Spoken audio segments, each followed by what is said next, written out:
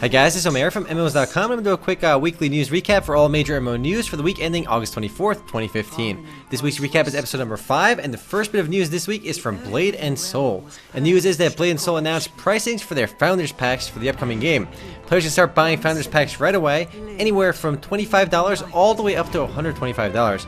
Now I'm pretty sure $125 for a Founders Pack is definitely not a microtransaction. It's getting a little bit expensive over there. And basically, if you buy the Founders Pack, you get access to all the game's closed betas all the way up until release in early 2016. Now, I've never actually been a fan of the Founders Pack business model because they're trying to sell you access to the betas with cash. So there'll still be access to closed beta weekends if you just get lucky with the beta signups and things like that. But otherwise, you have to pay to get guaranteed access. But at least the game is finally coming out in the West again, and the release date is early 2016. Next, I have a bit of news from RPG Mo. Apparently, the classy-looking MMORPG is now on Steam as early access. The game has been available outside of Steam for a while, but now that it's on Steam, the game's player base will definitely be expanded. And yes, guys, the graphics are not that great, I recognize that, but it's not trying to be great visually. And a lot of players are already comparing it to classic RuneScape, as well as like older games like Ultima Online. And the game is still pretty in-depth for an early access title, with over 50 different skills with no caps, guild wars, player housing, over 160 pets, and more. And even though it looks really bad visually, it's got over 600 players online at once, which is definitely not bad for an early access title. Moving right along, we have some news from Age of Wulin, which is also just Age of Wushu, same exact game, same developer, Snail Games. And the news is that Chapter 7 Awakening will be launching on August 25th. That is the latest expansion to the game, which will increase the game's level cap for internal and combat skills, add new special instances, and 5th internal skills. And again, that is launching on the 25th. Not sure why the game is broken down to Age of Wulin or Wushu just yet, but it is the same game. Next up, a bit of interesting news from Devilian. The game was actually licensed recently by Tryon Worlds for launch in North America. However, the Korean version of the game through Han Game actually ended up shutting down. And this was actually due to a quote-on unpleasant partnership between the two companies. Jinho Games, the company that actually makes Devilian, will be relaunching the game in Korea with another publisher. So the game is still doing alright, it's just that they had a problem with their old publisher. And this definitely doesn't bode well for the North American release, because if the game is having trouble at home, it might have some issues abroad as well. But luckily, it's just a partnership issue, and the game should be relaunched there. And now, for those that haven't heard of Devilian Online, it's basically like a Diablo 3 style isometric MMORPG. It's definitely a bit odd to see the game launching in America pretty recently, because again, it's not a new game. It's been out in South Korea for years now already, so it's an old game that was just finally licensed in America.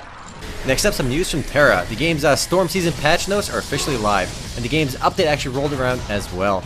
Additions in the update include the Buddy Up system, which was previously announced earlier, the Dream World event, as well as a new Wedding Chapel, and the game's guild declaration limit has been raised from 7 to 20. The game's Buddy Up system is exactly what it sounds like. You invite other players to join the game with you, and you kind of level up and buddy up together, and by doing so, you get rewards along the way. It's a nice way to be introduced to a new game. Also including the update, along with many other updates, are class changes for almost all the classes in the game, minor balance changes, and more. Next up is big news for Lawtale. Season 3 Infinity launched for the game this week, and Season 3 increased the game's level cap all the way up to 220, introduces new Infinity skills, new scenario quests, new maps and dungeons, as well as new monsters. Also including the update is an entirely new class called the Card Master.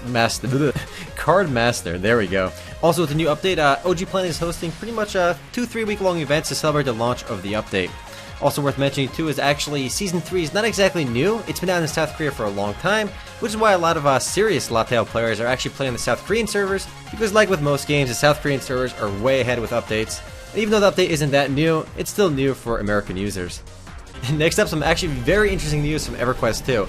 Apparently they have a really cool new system to basically, instead of banning players outright, they created a new prison server called Drunder. Basically, anyone who would be perma-banned from the game is instead sentenced to their new server called Drunder. It's a one-way ticket to a new server, and that server is filled with all the hackers and pretty much anyone that got banned before. And the new server will have 0 customer support, and players will basically defend for themselves over there. It's a really cool idea to punish players, and helps keep the servers balanced by keeping cheaters away from the actual players, while letting people who actually get banned have a chance to keep playing because they actually pay for the game regardless, so they get to play on their own server without bothering anyone. It's a really cool concept. Just hopefully it doesn't get abused, and only other problems I could think of would be if innocent players got sent there. That'd be pretty terrible.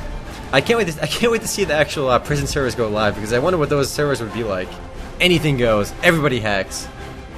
Up next, an update for Blizzard's CCG Hearthstone. The new expansion, the Grand Tournament, arrives today on August 24th. The expansion features 132 new cards to be crafted, won, and purchased, and a new game mechanic called Inspire.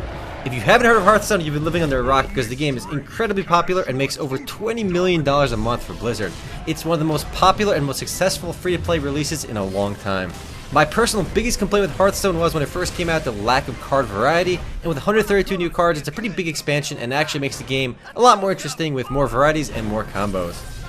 Moving right along, we have some news about Perfect World International, Perfect World's signature game. The news is that the Riptide expansion for the game is officially launched, and Riptide offers players new talents and a chance to explore the new Shoka area, which is a gorgeous underwater marine area.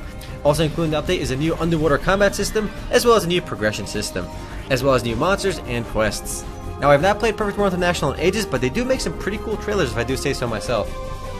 Up next, some good news from Webzen. They're bringing a new MMORPG to the West called Asta, and it's not exactly a new game again, but it is being licensed for the first time in North America. It's a CryEngine 3 powered game, and aside from that, not much is really known about the game. The company Webzen promises the game will feature a broad crafting system, a player-driven economy, and quote-unquote rewarding dungeons. There is no official video for it just yet, however we can always look at the Korean video, which is featured below. Also, no release date on Webzen's Asta just yet, just sometime later this year. The next and last bit of news this week comes from League of Legends, and the news is that with patch 5.16, which launched this week, several melee characters have been reclassified as Juggernauts, which include Garen, Darius, Skarner, and Mordekaiser, and they've all been reworked to play with a more unique playstyle as well. Both Mordekaiser and Darius received much needed buffs to become more viable with the patch as well. Also worth mentioning on the league front is that the game's World Championships will be played on 5.18, which is 2 patches ahead of the current one we're on, and those 2 patches will be more rebalancing patches to make sure everyone's more balanced by the time World Champions come around.